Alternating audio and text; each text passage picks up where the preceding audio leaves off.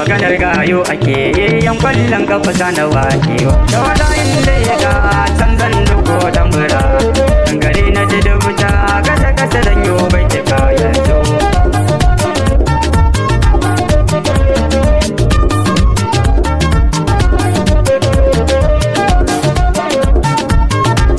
wakar gayo ce wanda suke kwallon kafa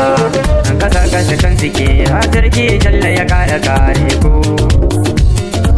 wasan ku yana da kyau kuma san ba kwa yin rigima kuma ba kwa yin fada da a tashi a kare lafiya waye zai zo da ku ya fito a gwada a ga maganar kwallon kafa za ku duka ko a Ethiopia kuma kun zama kainuwa saman ruwa Allah ya dasa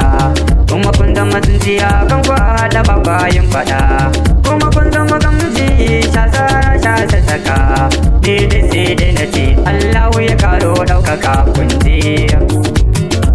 ya maza na gaban maza wai wane ne zai ja da ku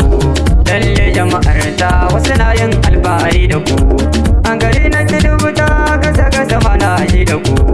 yaran sai da manya kowa na alfahari da ku sosai shine Ibrahim dan girja a dole na rera baitun ku domin kun burge na alallaili na yaba halin ku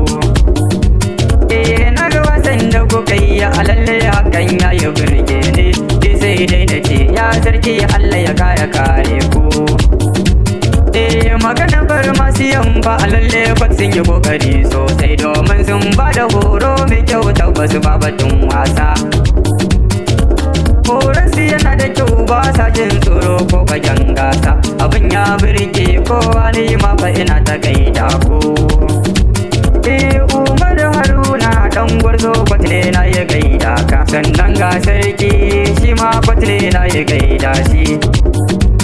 ayya akwai Ali Dogo shi ma kwatle na ya ba sosai Suleiman Gurgu shi ma kwatle na ya gaida shi Hausa da Haruna boko daga kwatle na ya gaida su sai kuma yaran da suke kwallon zanga da zanawa ayya akwai dawi da dilluwa na yan kwalle ne na ya gaida su sannan Musa Karo da Boze na duka na ya gaida ku ayya akwai mun tarihi da Hashim kuma na ya gaida ku sannan ga Dorai da Jabir su ma na ya gaida su akwai kuma Adamu shi da Mandir Bola na ya gaida ku wanda ya dau nauyin makar nan shine Adamu masoyin Aisha daga nan gunne zan dakata karshe sai dai na ce ya sarki Allah ya kare kare ku ya sarki Allah ya kare kare